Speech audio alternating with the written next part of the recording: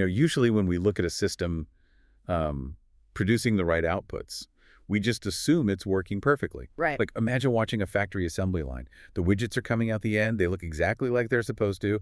And, all the green lights on the control panel are flashing. Yeah, you'd look at that and say, well, the machine is clearly functioning. Exactly. But what if you opened up the actual machine and realized the inner gears weren't actually turning at all? The widgets were just, like, being painted to look finished as they pass by. That would be a complete illusion of productivity. I mean, you're getting the final product, sure, but the actual manufacturing process is being entirely bypassed. The system is essentially faking it. That exact factory illusion is happening right now in a place you might not expect, which is the math classroom. Yes, it really is. We are pulling from some incredibly illuminating research for today's deep dive.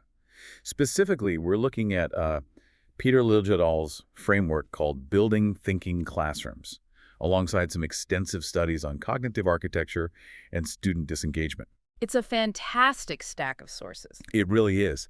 And our mission today is to explore a truly provocative reality about why classrooms so often fail to produce real learning, even when, the students are handing in homework with all the correct answers. Which is a paradox that frustrates pretty much everyone, educators, parents, and even the students themselves. Oh, absolutely. We just assume that if a student gets an A on a worksheet, learning has occurred.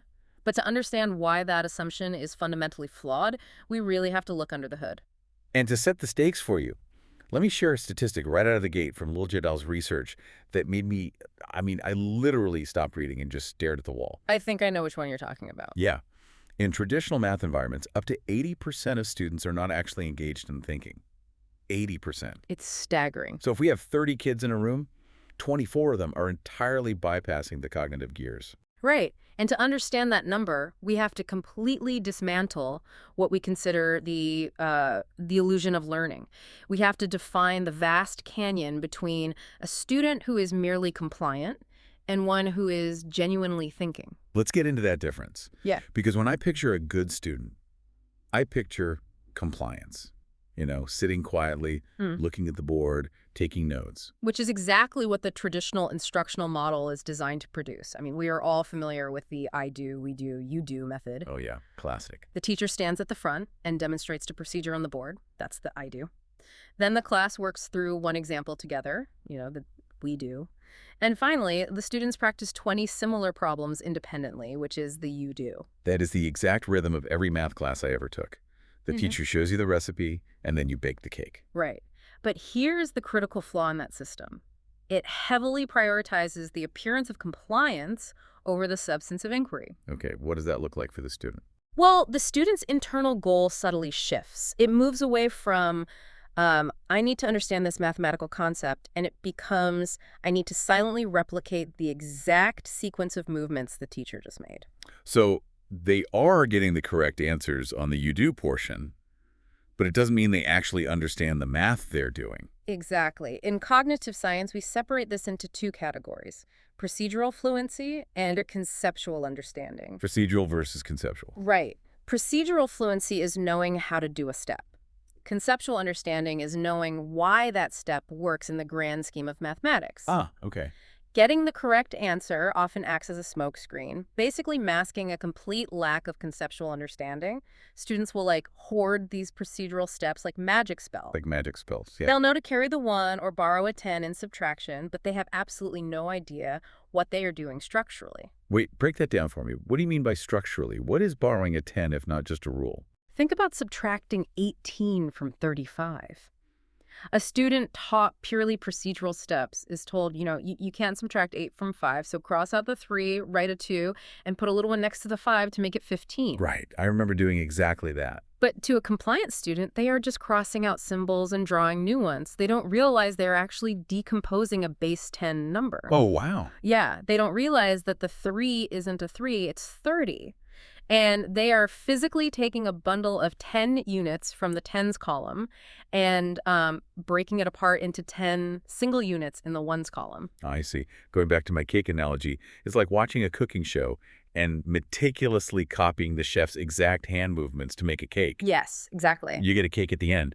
But the second you run out of an ingredient, or maybe you move to a city at a higher altitude, You panic. Because you don't know the chemistry. Right. Because you don't actually know why the flour reacts with the baking powder or how heat changes the structure. You only know the script. That captures it perfectly. If you only have the script, you have zero flexibility. When a test problem looks even slightly different from the example on the board, the script fails and the student freezes. Which brings up a massive question for me. If 80% of these kids are just relying on brittle scripts, or worse, doing nothing at all, how are they surviving an hour-long math class every single day?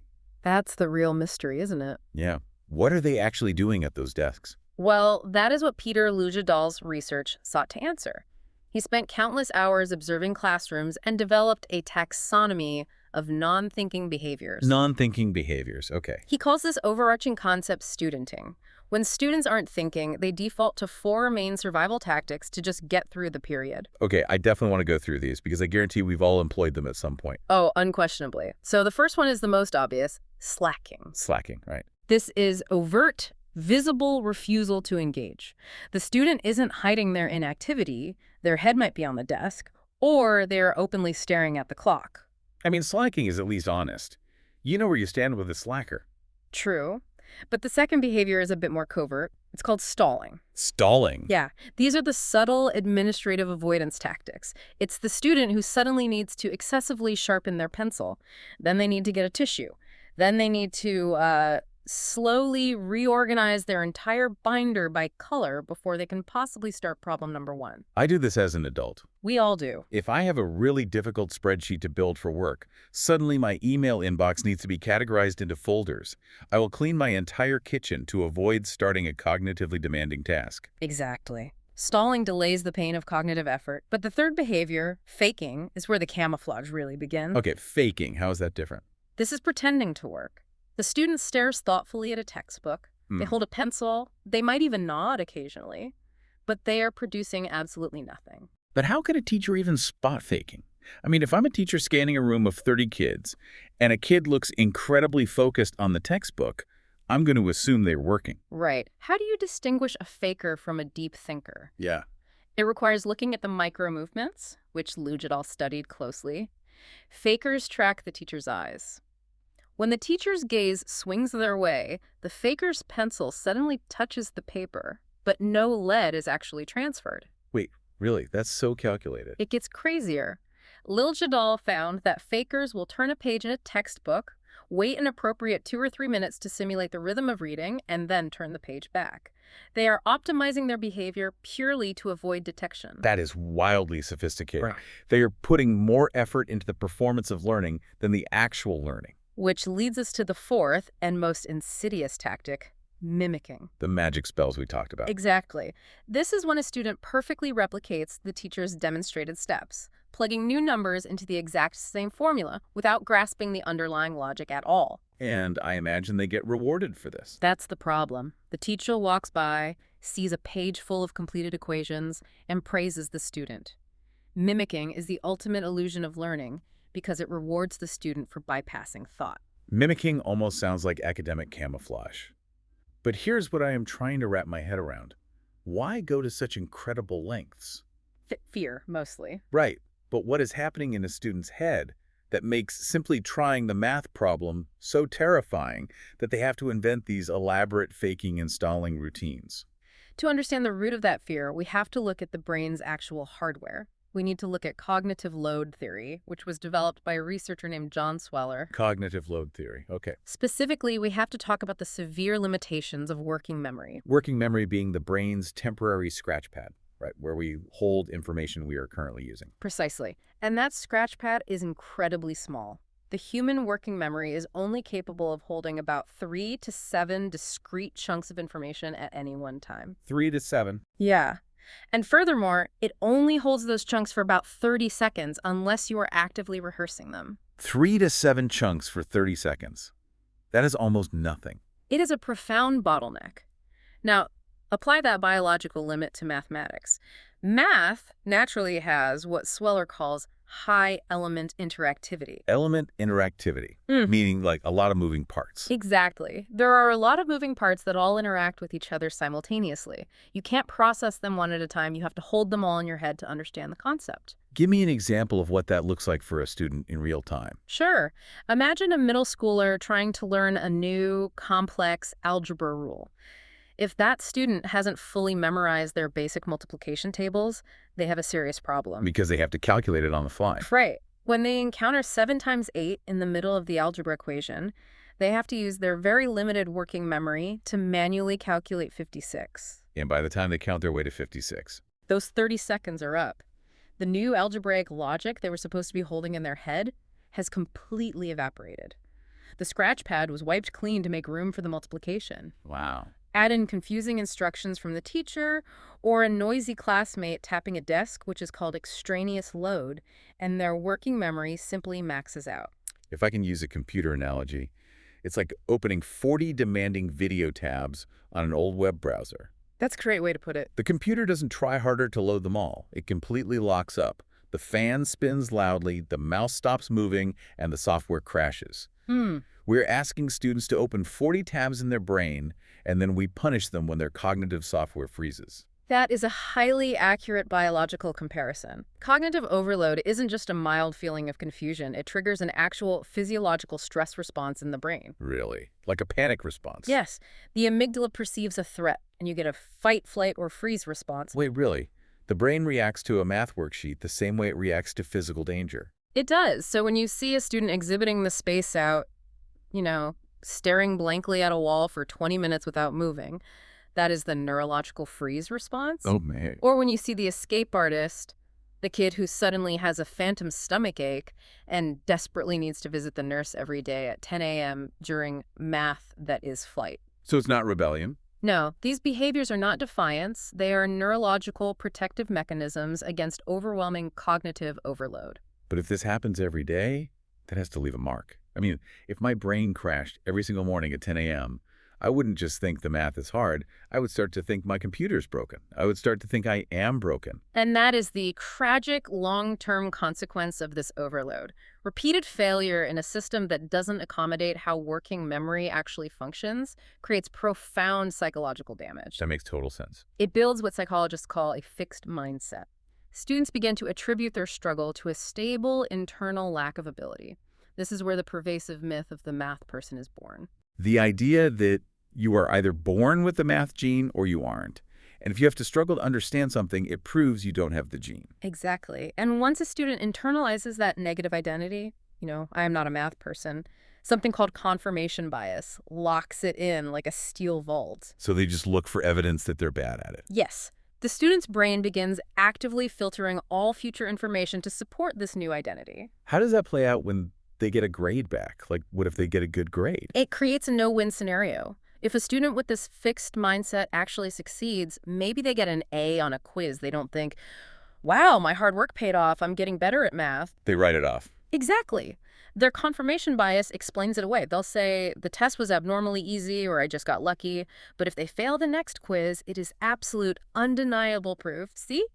I knew I was fundamentally bad at this. So they can't even win when they win.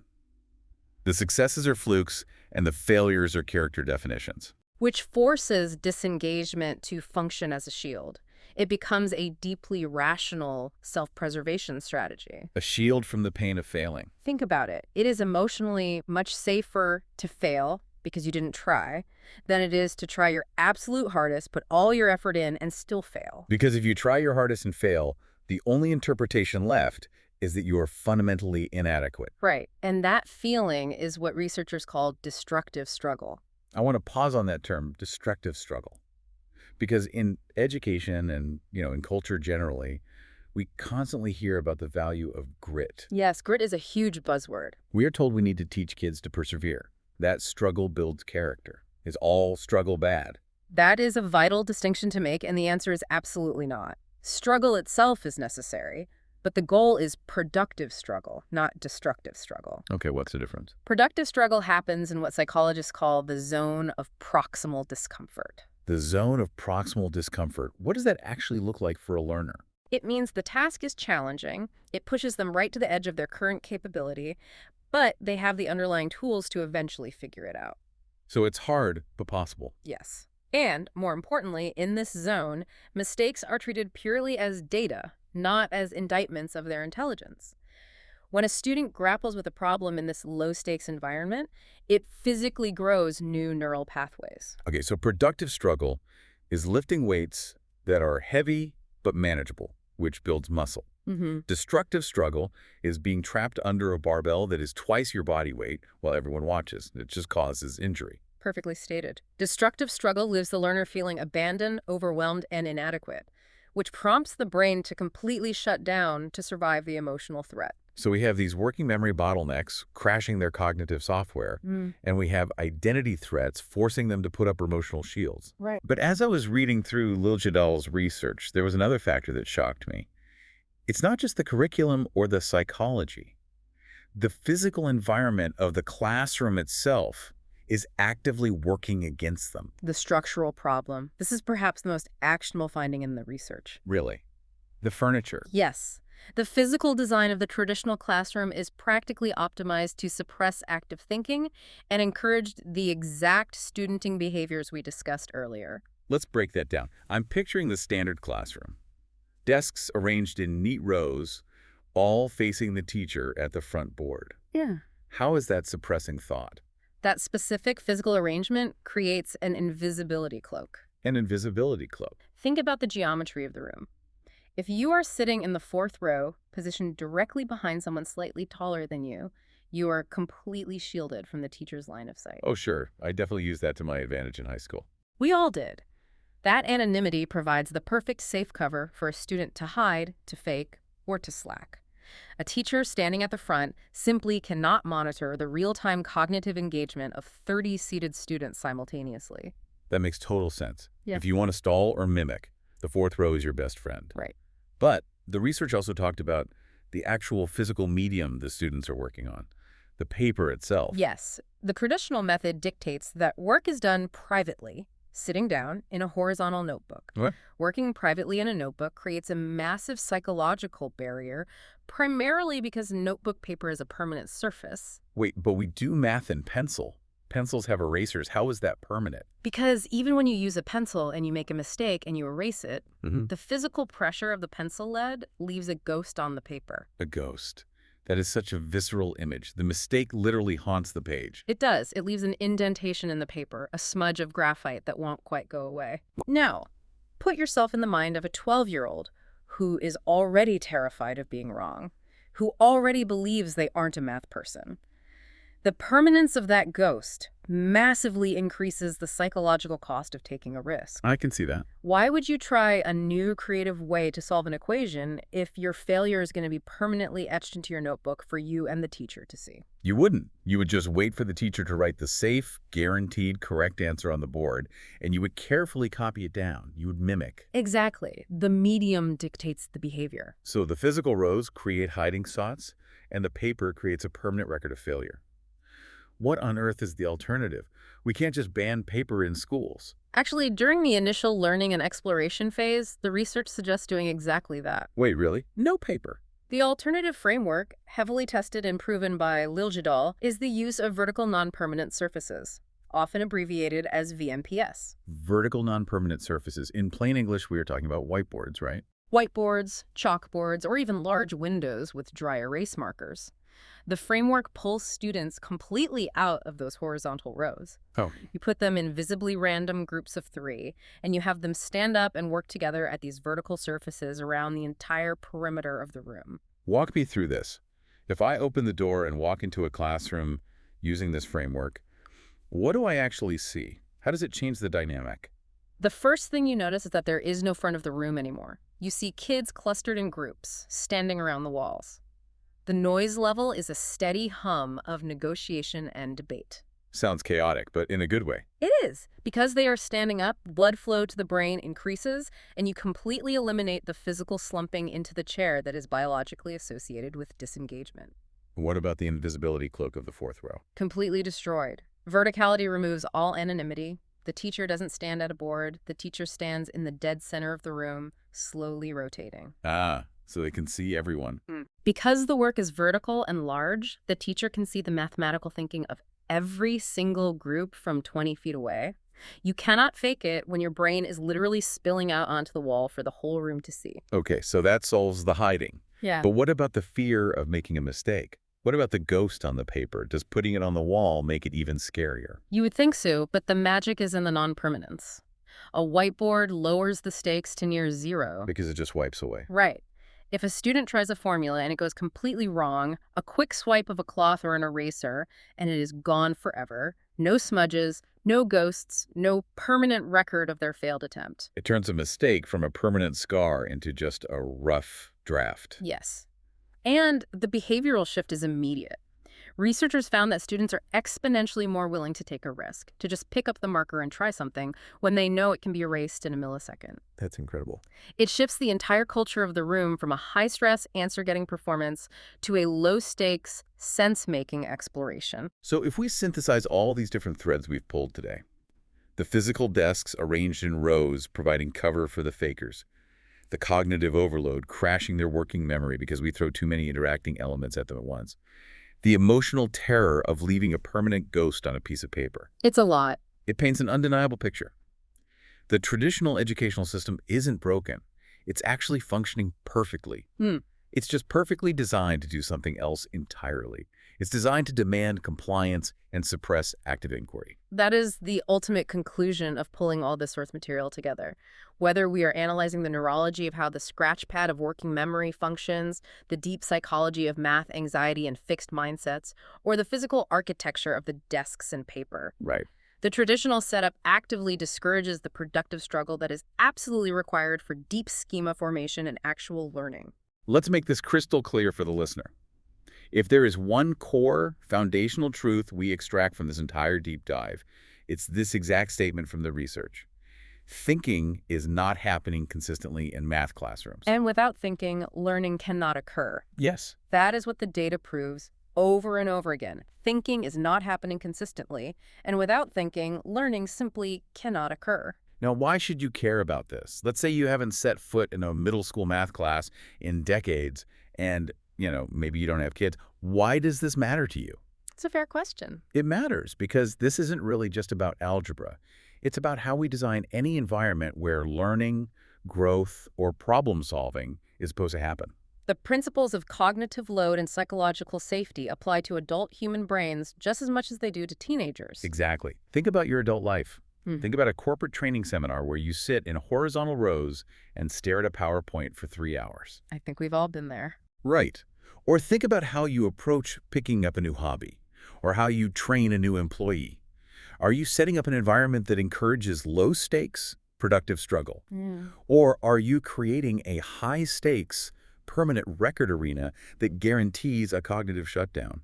We have to consciously design environments that respect the severe limits of our working memory and protect the fragility of our psychological safety. Which leaves us with a final lingering question for you to ponder long after this deep dive ends. We've established that our standard metric of success, getting the correct answer, producing the widget, can be achieved through highly sophisticated mimicking and zero actual thinking. Right. So take a hard look at your own life. What other areas of your professional or personal life are you just studenting your way through? When you face a daily challenge, are you actually thinking through the problem from the ground up? Or are you just following a rigid algorithm someone else wrote, quietly hoping no one notices that your gears aren't actually turning?